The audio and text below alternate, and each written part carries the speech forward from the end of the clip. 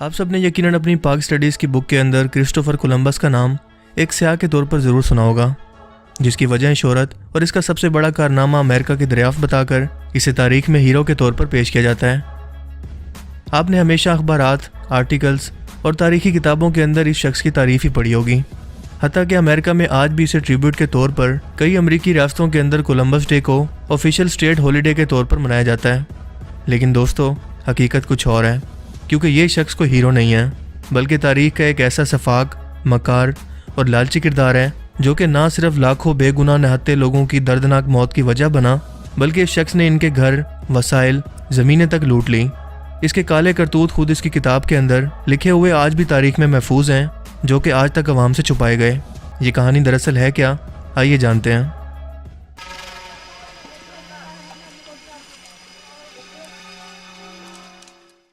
दोस्तों, Christopher Columbus 30 अक्टूबर 1451 में Republic of जिनवा, Italy में पैदा हुआ। ये सल्तनत स्पेन का एक तनख्वाहदार मुलाजिम था, जो कि एक तजर्बाकार सिपाही, मुहिमजो, सेलर या स्याह के तौर पर बहुत मशहूर था। ये शख्स हमेशा से ही शाही दरबार के अंदर किसी बड़े रुतबे, दौलत और शोहरत का लालची रहा, और इस मकसद के लिए वो कई बहाने भी सोचता रहा, और इसी चीज़ ने इसे दुनिया के दूसरे कोनों में मौजूद अनोखी चीज़ों की खोज पर उकसाया। लिहाजा इसने अपनी खोज का आगाज़ सबसे पहले गुआनाहानी में मौजूद डोमिनिकन रिपब्लिक और हैटी के इलाके में उतर कर किया, जिसके बाद इसने इस इलाकों का नाम मौजूदा स्पेनिश नाम सैन सेल्वाडोर आइलैंड्स के अंदर बदल दिया, और आज भी इन इलाकों को इसी नाम से जानते हैं, जो कि बहामास आइलैंड का हिस्सा है। ये 12 अक्टूबर 1492 का वक्त था। बहामास आइलैंड तकरीबन 700 के करीब हैं, जो कि एक अलग मुल्क बहामास के अंडर आते हैं, जो कि कैरेबियन सी में मौजूद है।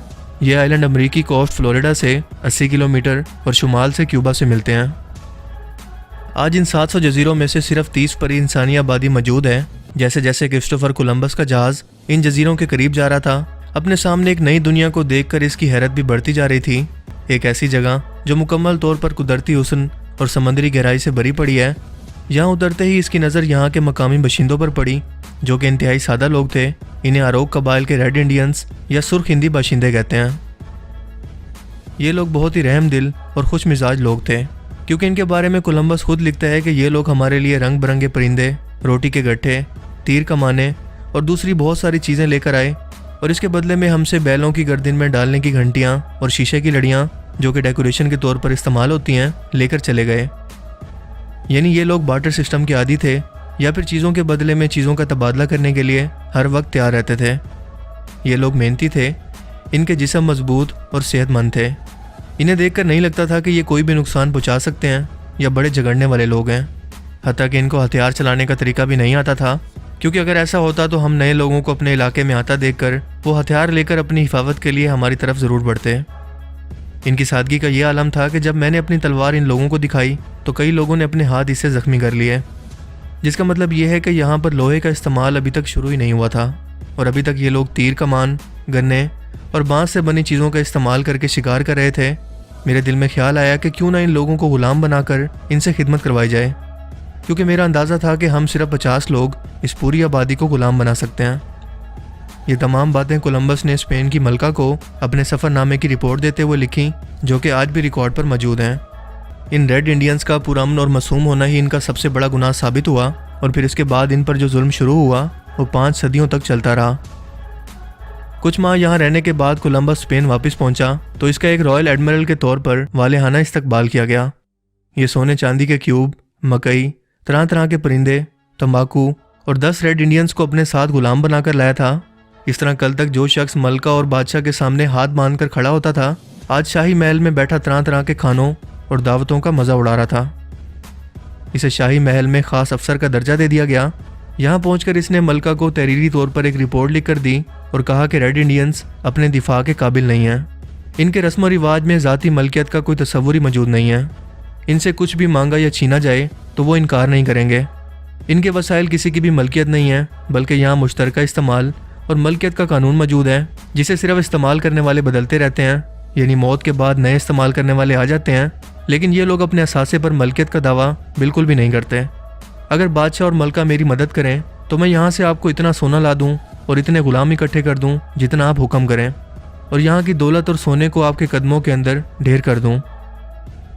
इस खुदगर्ज शख्स की चिकनी चुपड़ी बातों ने असर दिखाया और मलका ने इसकी इजाज़त दे दी और इसके सफ़र के तमाम अखराजात उठाने का भी हुक्म दिया। बहैसियत रॉयल एडमिरल इसने 17 जहाज़ अपने साथ रखे, जिसके अंदर 1200 ऐसे ख़तरनाक और जंगजू लोगों को भर दिया जो जराइम पेशा होने के साथ साथ मकार और दरिंदा सिर्फ तबीयत के मालिक थे। इसके साथ साथ इसके जहाज़ों पर तीरंदाज, घोड़े, माल मवेशी, बकरियां, कुत्ते, सूअर, मुर्गियां, अनाज, बीज, इमारती सामान और असला भी भरा हुआ था, जिससे ये साफ जाहिर था कि ये लोग तिजारत करने नहीं बल्कि कब्जा और लूटमार करके आबादकारी के लिए जा रहे थे। इन जराइम पेशा लोगों को भेजने से एक तरफ तो स्पेन की मलका इज़ाबेला ने इन खतरनाक लोगों से अपने मुल्क को साफ कर लिया, तो दूसरी तरफ इन्हीं लोगों के जरिए रेड इंडियंस के इलाकों पर कब्जा करने का हुक्म भी दे दिया, जिन्होंने उतरते ही वो तबाही मचाई जिसके बाद सिर्फ जले हुए झोंपड़े और रेड इंडियंस की कटी फटी लाशें ही चारों तरफ नजर आईं।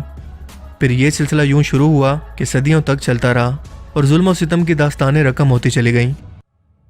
सन 1494 से 1500 तक यानी सिर्फ 15 साल के अरसे में कैरेबियन सी के इन जजायर पर मौजूद 40 लाख रेड इंडियंस को इन सफ़ेद फार्म लोगों ने कत्ल कर दिया, जिनके 570 कबाइल कभी यहाँ पर आबाद थे, जिनके बारे में मशहूर मौरिख हार्वर्ड ज़ेन लिखता है कि बहामास के आइलैंड पर 2 बड़े रेड इंडियंस के कबीले आबाद थे जिन्हें आरोक और तबानू कहते थे। इनके लोग देखते ही देखते नापैद होना शुरू हो गए। बचे कुचे लोगों को गुलाम बनाकर स्पेन ले जाया गया या फिर रास्ते में ही मार दिया गया, यानी कि इनसे जानवरों जैसा सलूक किया गया। यहाँ आबादकारी के दौरान ही 1 लाख रेड इंडियंस को मार दिया गया। कोलंबस के लोग सिर्फ तलवारें लहराते, इनके घरों पर हमला करके इन्हें जला देते, इनकी औरतों की इज्जतें लूटते, बच्चे बूढ़ों को मार देते, नौजवानों को जंजीरें पहनाकर अपने साथ ले जाते और जो शख्स मजामत करता इसे मौके पर मार देते। स्पेन के ये लोग चौंका असले और जंगो जदल के माहिर थे, जबकि रेड इंडियंस निहत्ते ही कत्ल होते गए। इन्हें समझ ही नहीं आ रहा था कि इस नए हथियार से या इन नई चीज़ों से खुद को कैसे बचाएं, क्योंकि इन लोगों के साथ ऐसा पहले कभी नहीं हुआ था। इसीलिए इन लोगों ने इससे पहले अपने दिफा के बारे में कभी सोचा ही नहीं था कि इन लोगों का वास्ता इन जिलात सिर्फ लोगों से भी पड़ सकता है। इन्हें तलवारें, भाले और असला बनाना नहीं आता था और ना ही इन लोगों की ज़बान आती थी, तो वो करते तो क्या करते, कहते तो किससे क्या कहते। कोलंबस के साथ इस सफ़र पर जाने वाला एक ईसाई मुबल्लिग लॉक्स कैसेस खुद लिखता है कि इन मासूम रेड इंडियंस को इज्तमाही तौर पर फांसियां देने का कानून बनाया गया, जबकि इनके बच्चों को कत्ल करके इनकी लाशों को कुत्तों के सामने खुराक के तौर पर फेंक दिया गया। ये लोग जवान औरतों पर तब तक तशद्दुद करते जब तक कि वो मर न जाती। इन लोगों के घरों को आग लगा दी गई। ये लोग इन्हें भेड़ बकरियों के रेवड़ की सूरत में हाँकते और फिर इन पर तीर अंदाजी की मशक करके इन्हें मार दिया जाता और यूं इनकी ज़मीनों पर कब्जे होते चले गए। और आज यही अमरीकी लोग जो दुनिया के अंदर जमहूरियत, आज़ादी राय के इजहार, बरतरी इंसाफ और इंसानी हकूक़ के अलमबरदार बने हुए हैं। मुट्ठी भर रेड इंडियंस जो किसी तरह से बच गए और काले अफ्रीकी लोगों को 1965 तक अपने बुनियादी इंसानी हकूक़ से भी अमेरिका के अंदर महरूम रखा गया। और तकरीबन यही हाल ऑस्ट्रेलिया में भी मकामी लोगों का किया गया, यही हाल अफ्रीका में भी किया गया। अगरचे वहाँ पर हमला आवर कौमें मुख्तलिफ थी, लेकिन जुल्म और सितम की दास्तानें एक जैसी ही हैं। दुनिया भर के अंदर इंसानी हकूक़ की अलमबरदार बनी हुई ये वही कौम है जिसने जंग अजीम के दौरान जापान के शहर हिरोशिमा और नागासाकी पर न्यूक्लियर बम गिराकर लाखों बेगुनाह इंसानों के परखचे उड़ा दिए। और इंसानियत की तस्लील की इससे बड़ी मिसाल पूरी दुनिया में कहीं नहीं मिलती। अफ्रीकन लोगों के साथ जो कुछ किया गया वो भी किसी से ढका छुपा नहीं है। जिस कत्लो गारत की शुरुआत की वजह क्रिस्टोफर कोलंबस जैसा शख्स बना, इसकी याद के अंदर 500 मुजस्मे, 140 से ज़ायद नावल, 500 से ज़ायद सदाइशी सिलें पूरे लैटिन अमेरिका, यूरोप, शुमाली अमेरिका, स्पेन, इटली और कैरेबियन सी के जजीरों पर मौजूद हैं। हत्ता कि मलका इज़ाबेला जिसके हाथ लाखों मासूम मुसलमानों के खून से रंगे हुए हैं, इसके मुजस्मे भी कोलंबस के साथ पूरे बर-ए-आज़म अमेरिका में मौजूद हैं। आज जिन लोगों को सिर्फ मुसलमान ही दहशतगर्द नज़र आते हैं, क्या वो लोग तारीख पढ़ना नहीं जानते या फिर क्या वो सच बोलने से घबराते हैं? इन लोगों के जुल्म और बर्बरियत का वो लोग किस तरह से दिफा करेंगे जिन्होंने पूरे बर-ए-आज़म अमेरिका पर काबिज होकर वहाँ की 7.5 करोड़ रेड इंडियंस की आबादी की नस्ल को ही बिल्कुल मिटा दिया? क्या ये लोग इंसान नहीं थे? इनका कसूर क्या था? इन लोगों को तो ये भी नहीं बताया गया। याद रखिए कि जुल्म को जुल्म ना मानने वाला भी जुल्म का साथ देने वाला ही होता है। आज बेशक आप नस्ल परस्ती या वतन की मोहब्बत के अंदर इस जुल्म को जुल्म ना समझें, लेकिन याद रखें कि आप भी इंसान हैं और ज़ात और नस्ल की मोहब्बत से पहले दुनिया का हर मज़हब हमें इंसानियत सिखाता है। कल को कोई भी शख्स अगर आपके घर पर इस तरह से हमला करता, आपकी इज़्ज़तों को पामाल करता, आपके घरों को लूटता, तो क्या तब आप भी यही कहते? एक बार सोचिएगा ज़रूर, क्योंकि सिर्फ तारीख के अंदर अदल बदल कर देने से हकीकत कभी नहीं बदलती।